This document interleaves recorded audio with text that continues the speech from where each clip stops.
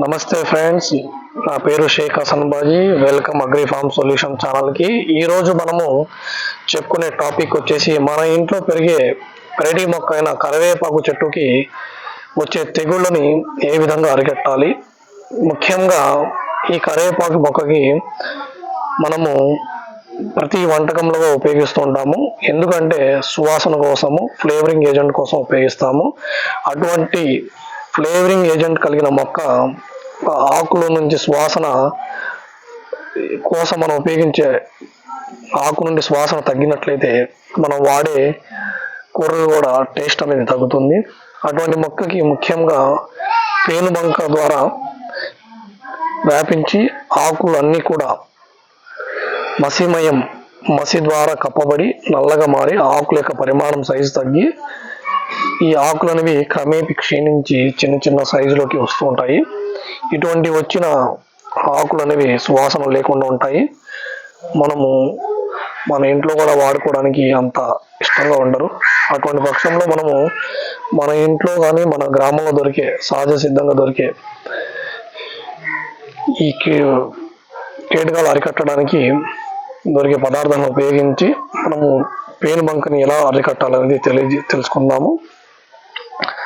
ఈ పేనుబంకని అరికట్టడానికి మన ఇంట్లో దొరికే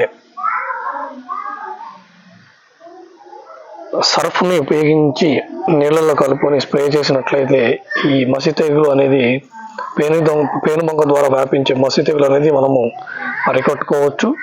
అలాగే వేప గింజల కషాయంని ఉపయోగించి వేప గింజలని బాగా నూరుకొని ముందు రోజు నానబెట్టి తర్వాత రోజున మనము ఏదైతే తయారు చేసుకున్నామో వేప గింజల కషాయ ద్రావణాన్ని స్ప్రే చేసినట్లయితే సమర్థవంతంగా ఈ పేనుబంకని నివారించుకోవచ్చు. అలాగే ఇతర కీటకాల యొక్క గుడ్లను కూడా నివారించుకోవచ్చు. దీని ద్వారా మనము మన కరివేపాకు చెట్టులో వచ్చే పేనుబంకను అలాగే ఇతర కీటకాలను కూడా అరికట్టుకోవచ్చు. ఓకే ఫ్రెండ్స్, ఈరోజు మనం మన ఇంటి పెరటి మొక్కలో దొరికే కరివేపాకు చెట్టుకి తెగుళ్ళు పేనుబంక రాకుండా ఎలా తెలుసుకోవాలనేది మనము తెలుసుకున్నాము. అలాగే పేనుబంక వచ్చినట్లయితే ఏ విధంగా ఉంటుందనేది మన సమీపంలో ఒక చెట్టు వచ్చి ఉంది, దాన్ని మనం చూద్దాం ఫ్రెండ్స్. చెట్టును చూసినట్లయితే ఆకులు మొత్తము నల్లగా మసిగా మారిపోయి ఉన్నాయి. క్రమేపీ ఈ పేనుబంక అనేది క్రమేపీ పక్క చెట్లు కూడా వ్యాపిస్తుంది ఫ్రెండ్స్. ఇలాంటివి మనకు కనబడిన వెంటనే వాటిని మొత్తం ఆకులన్నీ కూడా తీసేసి దూరంగా పడేసి దాని గొంతులో పూడ్చిపెట్టాలి, లేకపోతే కాల్చి వేయాలి ఫ్రెండ్స్.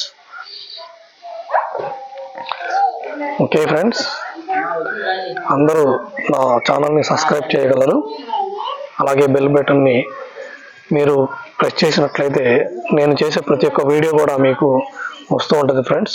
అలాగే మీకు ప్రతిరోజు కూడా కొత్త వీడియోలు అనేది చేయడానికి చాలా ఇంట్రెస్ట్ ఉంటుంది. దయచేసి సబ్స్క్రైబ్ చేయగలరు.